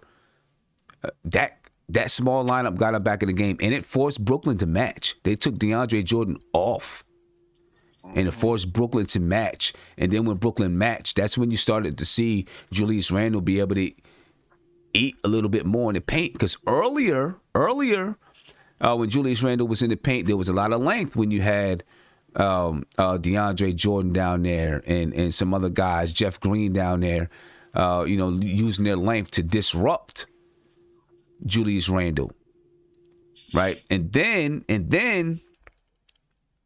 when they went small, Julius Randle was able to, eat a little bit more in the paint. It took away that screen and roll a little bit more, right? Because now you didn't have DeAndre Jordan on that screen and roll. And because there's smaller, more agile players out there, it was easier when Jeff Green tried to hit that screen and roll to take that screen and roll away. The Knicks may have found something that works with them versus Brooklyn. It doesn't mean, obviously, they have elite scorers. So, a lot of things, when you find something that works, it's not going to matter. But it really did work in that fourth quarter. What do you think, Devon? Is that something they did it for this game? Is it something that they can package together and do it for some other games? Yeah, I think they can, depending on what roster we have for that night. You know what I mean? Because if you get Mitch back sooner or later and all the guys come back, then it might not need to do it. But within the case right now with the roster that we have with all the injuries, I have no problem with doing it. I think it worked out well because, like you said, with that length, Julius Randle had a problem with length because he's only 6'8" himself. You know what I mean? And when we playing teams that got 7-footers out there, it definitely has an effect on his game because you can see it in the first half. Julius Randle was kind of stressing in the first half of that game. You know what I mean? And he was like 5 for 15 or something like that. And on top of that, Jeff Green was like probably going pretty hard. So it was like he was it was tough. But yeah, I like it if we have to go to it because we don't have the personnel. But I don't know if they will sustain that if once the big guys get back and Derrick Rose will get back. But I do like it because Julius Randle is the matchup problem for a lot of guys who are not 7-foot. You know what I mean? He's strong and he got some great creative. Once he get that bump in the lane, for some reason that boy got some unbelievable shots in the lane when he get bumped. So I think you definitely could roll with it. I have no problem with it now, and I think it'll do well because Julius Randle, literally, when you ain't got nobody down there 7 foot, that boy can put some work down in that paint. So I would like to see him go to it more than less because right now, if that's what it is, then you just have to make Obi Toppin situational right now. And if you have to go to that 4 or 5, I mean that 5, that small ball, 5 spot with Randle, I'm all for it. Yeah, Tony. You brought that up pregame. What do you think? Is it something that they can package for other games? I think so. I think this particular matchup, I thought it was going to work just because DeAndre is not the fastest. He also doesn't like to come out of the paint, so I thought Randle would be able to bring him out the paint. Ultimately, they took him out pretty quick. And the Knicks stayed with that small ball lineup, and I think it did work. So I think it could work in stretches and spurts, depending on the matchup. 7-footers do tend to bother him, but depending on who the 7, like I wouldn't do it against Joel Embiid. You know what I mean? Right. But I might try it against a Jokic. How about a Dwight Howard? Definitely. Yeah. He has the strength to battle most of those guys down there. So I think it's a weapon in the arsenal. Yeah, and when you brought up Dwight Howard, because obviously the 76ers aren't going to have Joel Embiid tomorrow, Dwight Howard will likely be starting at center, and Dwight Howard's 6'10", Julius Randle's 6'8". So the size difference, the height difference isn't that much. And Julius Randle, as we know, he's powerful, he's strong.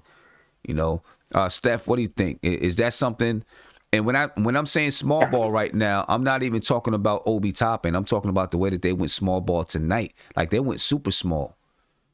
Did they? It was RJ at the 4. I think it was Bullock. Bullock at the 4. Yeah, it was missed that. It was like, and I guess with the Nets, it was interchangeable. Yeah, it was interchangeable. But there was a lineup where it was Burks and Bullock and RJ and Frank and Julius Randle. And I guess they could do that because the Nets run Bruce Brown at that 4, and he's like 6'4", 6'5". But he's strong and powerful. Right. Yeah, I think it's more about. Well, first, shout out to Dalvin Tomlinson of the Giants, who got traded to the Vikings. I was hoping that we would be able to keep him, Leonard Williams, and Big Dexter, but that's not happening. So shout out to him for the time he gave the Giants. Yeah, no doubt about that. I think that part of it is Randall's matchup at 5, but I think more than that is who's going to be playing the 4 for the other team.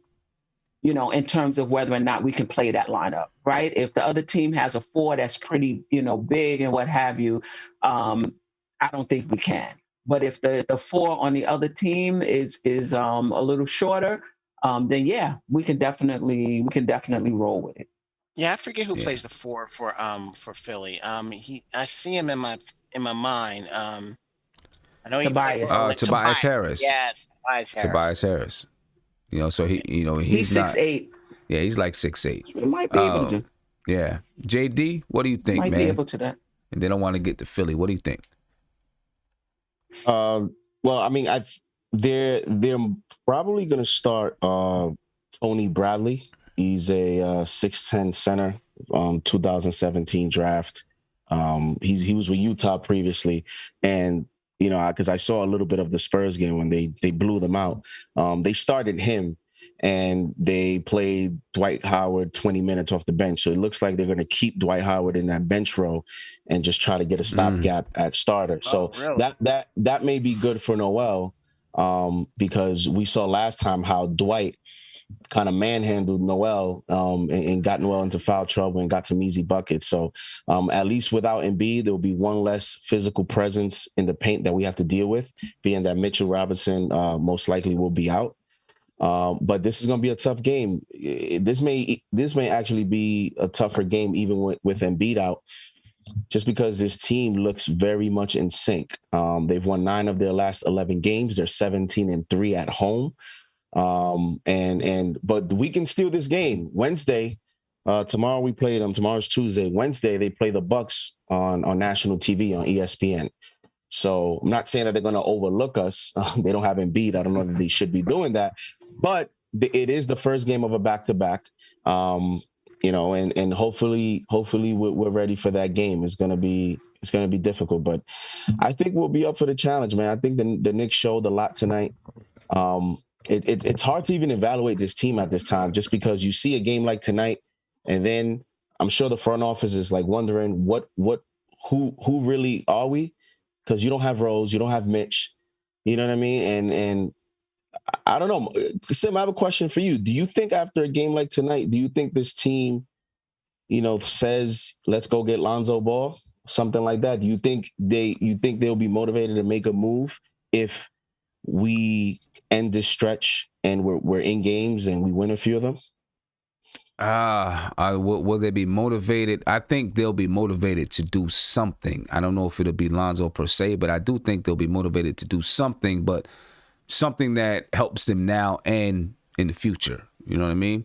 Of course, we did see the report by Jonathan Macri, who read an article by The Athletic where it said the Knicks, the excerpt from The Athletic said the Knicks have also explored the possibility of adding Drummond and potentially offering him a multi-year deal as a free agent via buyout. So if he gets bought out, offering him a multi-year deal if he gets bought out. So they've explored that. And I just flashed that across the screen. That's from Jonathan Macri. You don't see who it is, but that's from Jonathan Macri. He got that from The Athletic. Shams.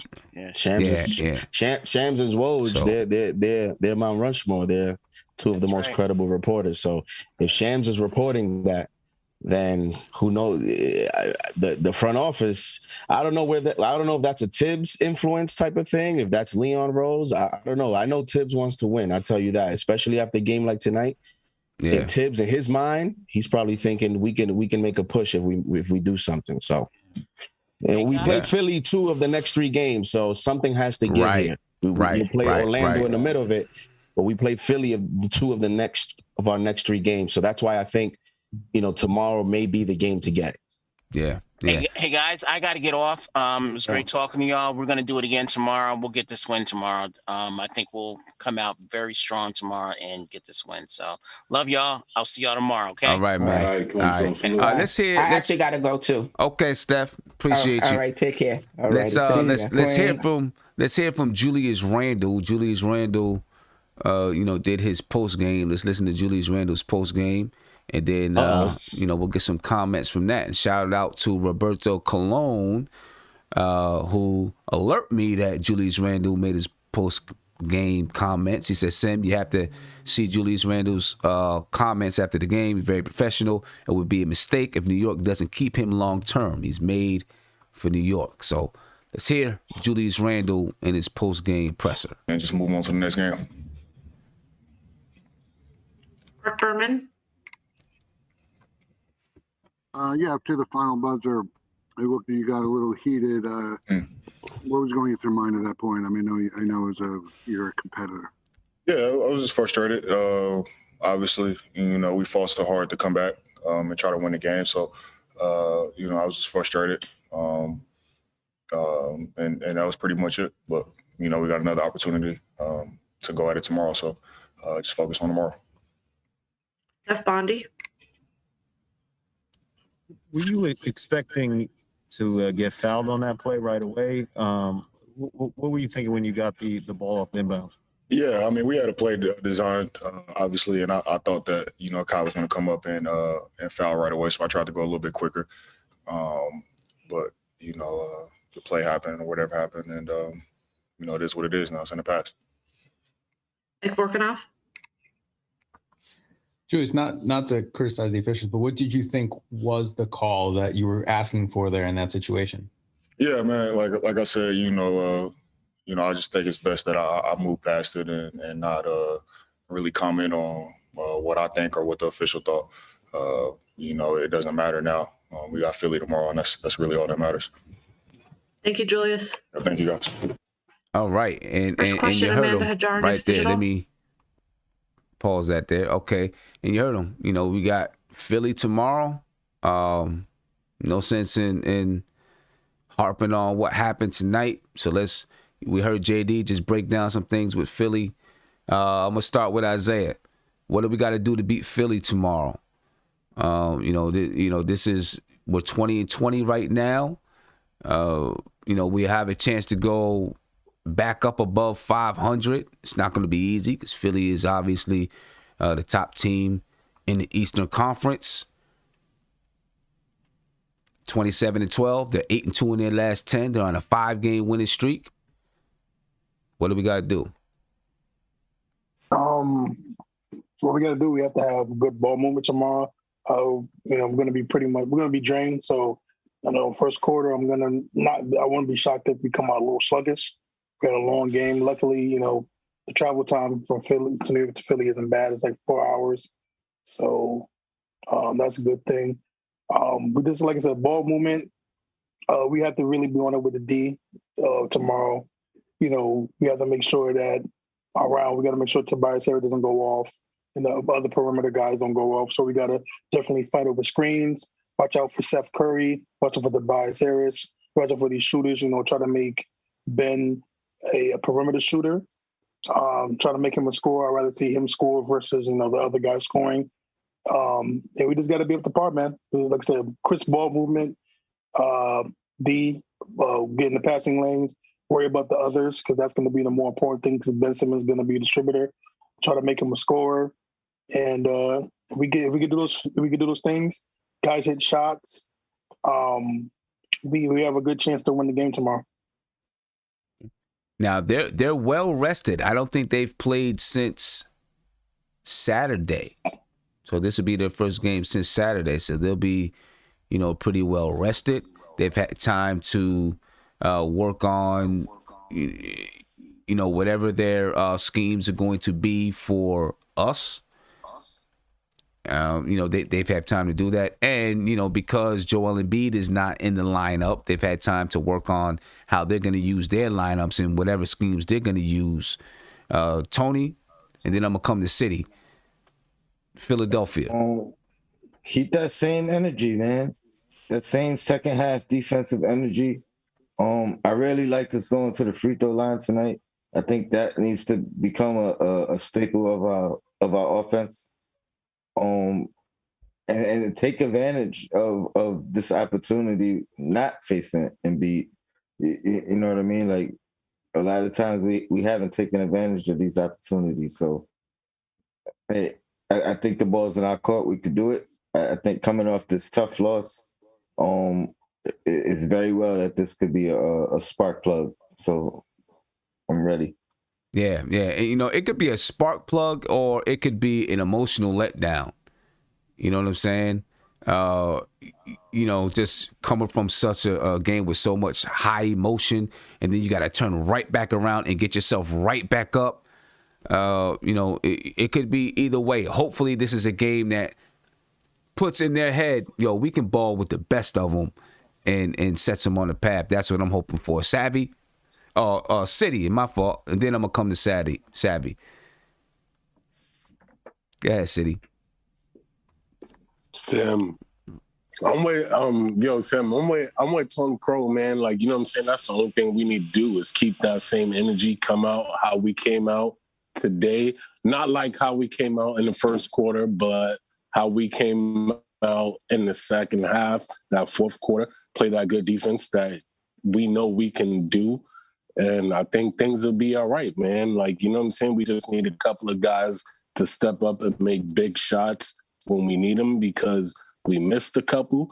But as long as we make the big shots when times are called upon, we're going to be all right.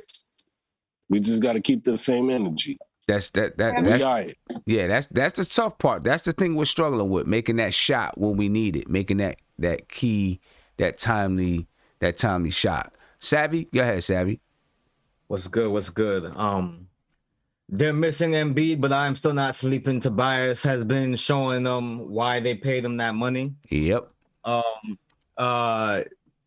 Thankfully, we don't have to travel too far from New York to Philly. I mean, I'm in Florida, but I'm talking from the perspective of the Knicks. You know what I mean? But I want to see something similar offensively, but I want to see it more consistently. I don't want us to start stalling out and not being able to score. We need to. Thibodeau got to put a short leash. Well, actually, you know what? I'm not gonna say leash because that's like animal stuff. But he got to be quick with the hook on Burks, bro.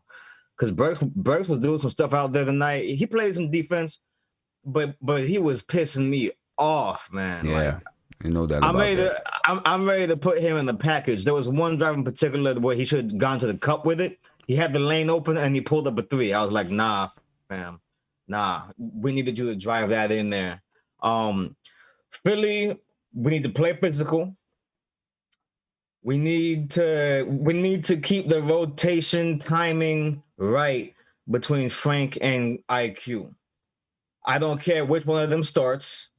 I just want the offense to be injected when it needs to be and the defense to be injected when it needs to be. If you was watching the game tonight and not reading it, then you saw that Frank was giving them boys trouble. He gave not only Kyrie trouble, but he also was giving Harden trouble. He was rotating seamlessly off of them too. And if he could do something similar, that would be a beautiful thing. Hopefully the refs ain't too busy with that whistle. I'll say yeah, right, you know right. And I'll say one more thing. Man, what is the timetable on Mitchell Robinson? I missed that dude, I don't know. man. I think it's I don't know. I think his cast is off. But okay. we don't know what the timetable on Mitchell Robinson is. Who knows? Who knows? He's been out for a while. So Tom Thibodeau did say he went through some contact drills and stuff like that. So okay. Right. Okay. So hopefully it's gonna be soon, man. Hopefully it's gonna be soon. I miss that boy. Yeah, we definitely need Mitch to be there. The Philadelphia 76ers, they average 116 points per game. They shoot 37% from the three-point line. They shoot 48% from the field. We're going to have to be on our game tomorrow. Let's listen to Tom Thibodeau wrap up this game, and then we'll begin to wrap up here, ladies and gentlemen. This is Tom Thibodeau on tonight's game versus the Brooklyn Nets. And let's hear what he has to say. Hi, everyone. Coach is here. If you have a question, raise your hand, and I'll bring you into the room. Mike Vorkanoff, The Athletic. Hey, Tom. What did you think of that call on the last offensive possession of the game for you on the Julius travel call that they did? I thought it was a tough call. Hard to, I thought we had a lot of tough calls down the stretch. Steve Popper, Newsday. Hey, Tom, you guys down 18 with, I think, about 2.5 minutes left in the third. Just what you saw from the guys coming back and nearly pulling it out. Yeah, we got in a big hole in the first half, second quarter, end of the first, start of the second. And I thought we fought hard in the second half. I thought we did a lot of good things. I thought we created wide open shots, shared the ball, fought. You know, we had a number of guys step up and play well. I thought Frank gave us really good minutes defensively. And Taj gave us very good minutes defensively. And so, we need everyone right now. Our margin of error is small. We have to play with great intensity for 48 minutes. And if we do that, we'll have a chance to win. And so they're an excellent team. And if you let your guard down for 2 or 3 minutes, they put a lot of points on the board in a hurry. So we got to continue to work on our defense. Mark Berman, New York Post. Do you have a clarification on the traveling call on Julius, and what did you think of him, his reaction after the buzzer sounded? Yeah, it's an emotional game. I thought, he calmed down right away. It was a hard-fought game, by both teams. So, sometimes it goes your way with the whistle, sometimes it doesn't. I thought Julius played a terrific game. He played the 5. He was switching. He's doing a lot of good things for us. And, didn't go our way at the end. Steph Bondi. Tom, what is your interpretation of that call, whether it's a travel when he comes down with the ball or whether it's something else? Yeah, look, that's what they said they saw. I didn't see it that way. So just as the other play in the corner, I didn't see it that way either, but it's the way it is sometimes. Steve Popper, Newsday. Hey Tom, two things there. On the play that you won the challenge on, did you think you guys should have had possession? I think you had possession on it. Yeah. And then also just what you thought of Emmanuel starting tonight and his performance.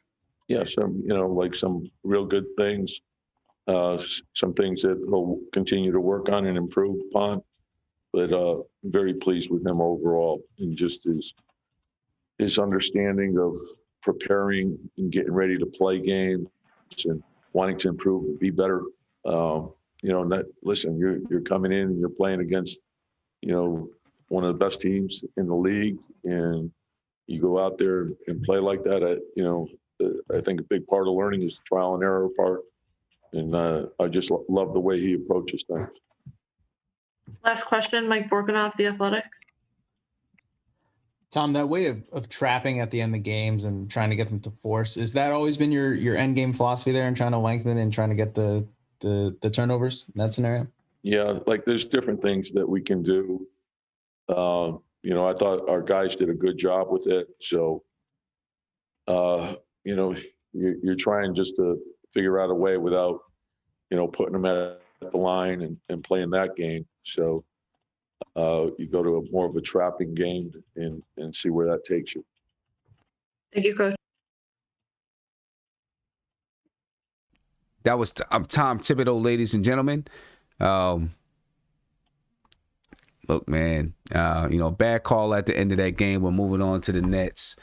We're about to wrap it up here, ladies and gentlemen. And hopefully tomorrow night we can pull one out. Philadelphia 76ers. Well, I will be on tomorrow. I'll probably do the pregame show, game preview about 2:30 tomorrow. Be on for about an hour and a half, and then, of course, we'll do the postgame show. So, Divine, you want to give us some last words, man? Yes, indeed. Great game tonight, man. I'm proud to be a Knicks fan, man. I'm really proud of what our team showed tonight. The resiliency, the grittiness, man. To be down a couple of players that we were down and still to be able to compete like that. And if you take away that 35 points in the first half, the first quarter, 32 points in the second quarter, on any given night, you can bring that down to 25. That game was winnable. So we had a tough. The first half defense was a little slouchy at the beginning, but it's understandable with the firepower they had. But I'm excited, man. I'm happy about the game overall, and I believe in moral victory. And this was a moral victory for us, for our Knicks team to compete the way we competed, quickly getting the first start in the NBA, and making good use of it. So we just got to build off it. And I'm going to Philly tomorrow.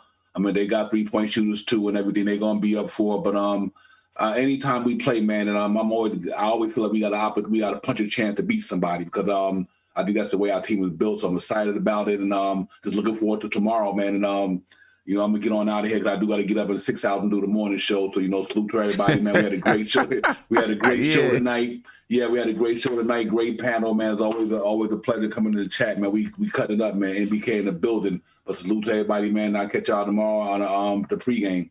All right, man. Make sure you guys get up and check out Knicks Real Talk tomorrow morning, 7:30, ladies and gentlemen. Make sure you check that out. I know it is, brother. I know it is. All right, man. Peace out, man. All right. Oh, let me get to this super chat real quick. Real quick. Let me get to the super chat. My bad, Sab. Shout out to Ball. He said if Rose or Peyton played tonight, we win this one. Also, too many points in the paint for the Nets. Mitch needs to hurry up and get his ass back. It's a hard-fought game. Yeah, we need to hurry up and get Mitch back. Can't wait for that. Go ahead, Savvy. Mm-hmm. I just want to say, you know, games like this can be divisive. You know, I was definitely coming harsh on my guy Zay. You know, it's all love though, brother. I love you, dog. You know what I mean? Yeah, whatever. You know, it's like that when you go to do battle. You know, I got no surrender in me. You know what I'm saying? We could be down 20 at the half, and I'm like, okay, how are we going to get this third quarter to come back? One thing I will say is that the third quarter was better tonight than we historically have been. I feel like the turnaround of this team is continuing even through the injuries. The culture is there. That's the main thing. So we can do this. All right. I feel like if we're especially if we're firing on all pistons on both sides of the floor, we can beat anybody. All right. So let's just ride out and get this done, man. Yeah. Especially when we get back to full health, bro. No doubt. Isaiah? I don't like none of y'all tonight. Yes. Y'all pissed me off. Nah. Good show tonight. You know, if you come here, if you make just a little bit of, you know, sense. Hey, first of all, I did make sense. I'm not even gonna get into that. No. You know, sometimes you make sense. Sometimes you just don't. Like when I literally say, this is what gets me. When I literally sit here and say, 2 players away means we go out and get a point guard, we go out and get a wing player, and then you be like, Sim, but we don't have a point guard and we don't have a wing player. Like that's not making sense. But Sim, hold on, but you didn't let me finish. You cut me off and then listen, you ain't let me finish because I said Peyton and a point. Tony, stop shaking your head. I said a point guard and a small forward and a bench because we don't have a good bench right now. Our bench is trash. That's more than 1 to 2 players. But again, we can agree to disagree or whatever. Right. Isaiah. What, Tony? If we get 2 new players and they're starters, that means 2 of our starters will be on our bench. Tony, that means our bench improved. Tony, y'all not getting that. Y'all are saying moving 1 to 2 players to the bench. No, Payne would not be on this team. Bullock would not be on this team. But it's not about, first of all, it's not about them 2 players. It's about you would now take their money if you didn't want those players and get 2 other players of their caliber or better to go to the bench. Yeah, I think y'all really missing the point that I'm trying to say. But it's late. I don't feel like it's almost 1 o'clock. No, because what we're saying is you add 2 players to the Mitch and the IQ and the Randall and the RJ. You add 2 other players, and then so let's say those 2 other players make $25 million a year, and then you still have money to add to your bench. That's how you say yes. We're a couple players. Okay, but that's not 1 to 2 players away then. But that could be the players that you have. It could be the players that you have. But Sam, if you're saying moving, you know, paying, but no, that's your bench is still trash. No, it's not. Actually, it's not. If Peyton and Bullock and your starting lineup got you to 500. then you take them. That means that if those two players in your starting lineup could get you to 500, that means that, yes, they could be very, very good on your bench. No, so I'm not going to argue about. Okay, go ahead. Finish your last words, bro. That's okay. All right.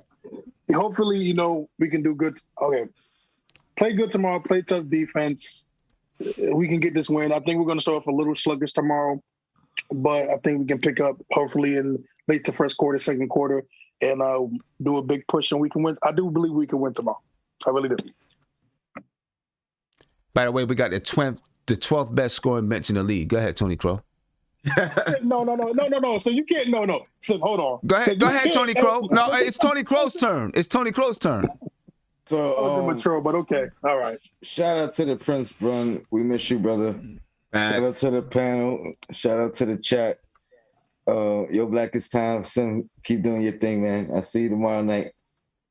Appreciate Shout you, bro. out to JD in the mix. Shout out to JD in the mix now, man. Welcome. I never said the formal welcome. You know what I mean? Coming in with the good, concise commentary and the unspoken points. I fuck with you. Whoa. Yeah, whoa. Jeez. My excitement. Look at that. You see, you got people excited, brother. I thought that was the first second. I'm not gonna lie, John. You cool dude. You don't get me excited like that, but God bless you, man. I'm excited. Sorry, talk. JD. Yeah, you was excited. Happy, man. Zay's so mad tonight.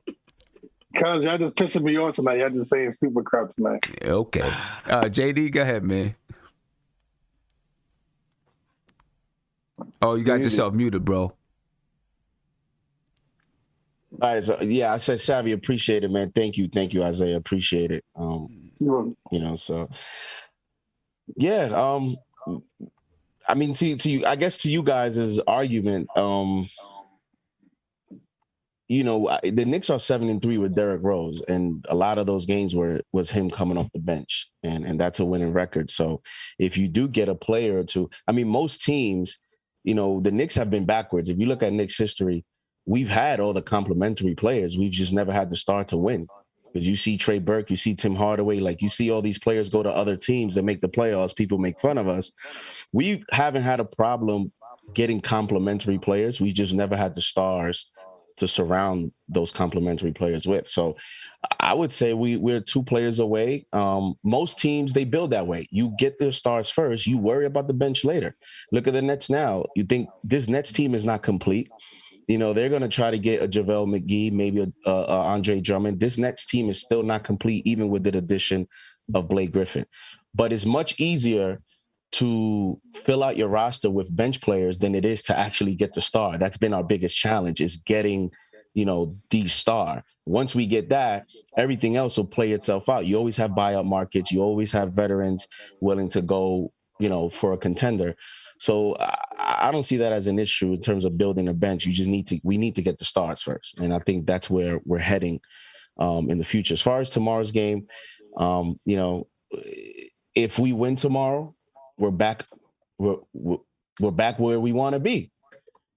I know tonight's an emotional night, but if we win tomorrow, we reach that 2-2 mark, and then we go play Orlando and hopefully win that game. So we still have an opportunity to be where we want to be, as long as we win tomorrow. So let's see what happens. Yeah, got to get it. Tony, before I get to City for real, go ahead, Tony.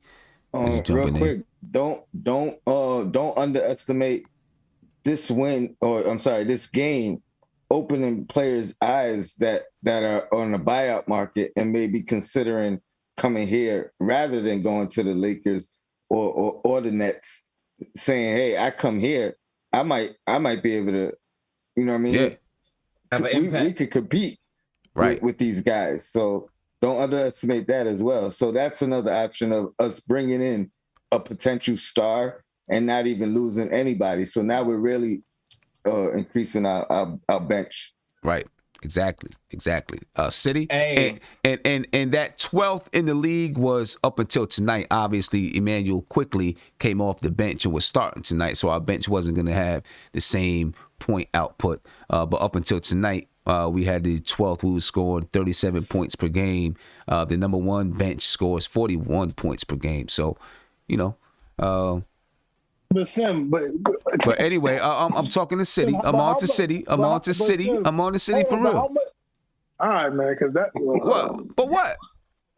No, because you can say with a Trump best, but how much is that quickly in D Rose?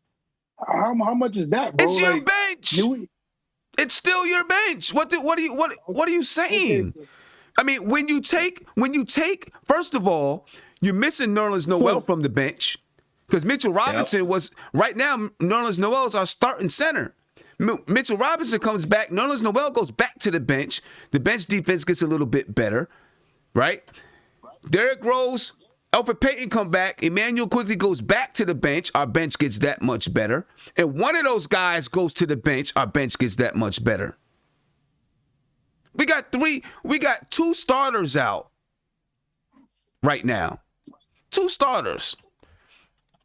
Do you really count Payne as a high? Even if you don't, listen. You know what? People can. Me and Eru was talking about this at the halftime. People can discount and laugh about Payton all that they want. Payton is part of this team being where it is right now. If Payton is not here, this team likely is not where it is right now. Bottom line, yes, it's the truth, bro. It's the truth, bro. This guy has helped us win games. That's the dumbest thing ever. Go ahead, City. Sim, we look ugly when we didn't have Payton and not the last game. Like, you know what I'm saying? Like, that first quarter, we looked ugly. And that's the reason why Tom Thibodeau but City, we won games without Payton. Yeah, okay, hold on. Time out. Hold on, City. No. Let me jump in here. Okay, because we did win games without Payton. Let's talk about the teams we beat without Payton. Who did we beat without Elfrid Payton? Because, yes, we won games, but let's not act like we beat juggernauts when Elfrid Payton wasn't there. We beat teams that we probably would have beat when he was here, if he was here. You know what I'm saying? So, okay, without Elfrid Payton, hold up. We beat the Kings. We beat the Pacers, which we beat with Elfrid Payton. We beat the Pistons, who we beat with Elfrid Payton. We lost to the Kings with Elfrid Payton. We beat Milwaukee with Elfrid Payton. That's just come on, man. Like the teams that we beat without them were below 500 teams. That's my point. But Sam, are we going to talk about that early season win against Milwaukee, which wasn't impressive? It was impressive, but it was an early season win. I get that we talk about the Milwaukee. So it doesn't count. You see what happened, bro? They blown us out the water. So like, come on now, bro. And we blew them out the water. But that was early. We beat the Portland Trailblazers with Elfrid Payton. Hold on, but it was early in the season. He claimed. No, that wasn't. That was in February. We beat the Portland Trailblazers in February. That wasn't early. We beat the Portland Trailblazers in February. We beat the Boston Celtics. We beat the Utah Jazz with Elfrid Payton. We beat the Celtics without Jason Tatum, but okay. I'm not trying to discount our wins. Yeah, you are trying to discount the wins. Everything you're doing is trying to discount the wins. But you're trying to big up Payton. I'm not trying to big him up. What I'm saying is he's part of us winning basketball games. I'm not saying he's the only reason. I'm saying he's part of it. But people want to act like he's not. It's ridiculous. He's part of us, and so is Reggie Bullock. Both of the guys have played roles. Both of the guys have played roles in us winning games, man. That's just stupid. You seen the way that he played defense tonight. He played good defense tonight. That's why he played 41 minutes. Go ahead, City. But, otherwise, man, just to talk about the Philly game, we just need to do the 3 E's, Sam. The 3 E's, man. We need energy, effort, and efficiency. And I think we'll be all right, man. Like, you know what I'm saying? Like, because that's the only thing that we're missing. That's the only thing we was missing tonight was efficiency. See, we had the energy tonight. We had the effort, but we didn't have the efficiency when it came down to the come down. So, like, you know what I mean? That's the only thing we need to do. I'm not worried about the team, man. The team is playing good. Guys are doing what they need to do. We losing some games that we should have won, but with that being said, it's all right, man. We need the 3 E's, man. Energy, effort, and efficiency, and we'll be okay. Let's hope that we get them. JD, was you about to say something? Yeah, no, I was just gonna say, Net fans, come back April 5th. We go to Brooklyn again, so hopefully you guys come back. We'll probably be a different team there. I'm sure you'll have Durant by then, and I like the engagement. So just make sure y'all come back to this exact channel and flood the chat like y'all flooded the chat tonight. We'll see what happens then. Yeah, man. That's basically it. Appreciate y'all, ladies and gentlemen. Check us out. Hey. In the game P-Mac preview beat tomorrow. me to the joke. I'm sorry, Sim. I'm sorry. Oh, go ahead, Yeah, Sam. I see it too. I don't know what the joke is. Go ahead. I was gonna say the 4th E is Alfred, but C-Mac beat me to it. No, Isaiah don't want to hear that. Isaiah don't want to hear that. He don't want to hear the 4th E is Alfred. He don't want to hear that. We out of here, ladies and gentlemen. Be peaceful, man. We get the 3 E's tomorrow so we can take out the Philadelphia 76ers. We need to get that victory, go back 21-20. Make sure you check me out, ladies and gentlemen.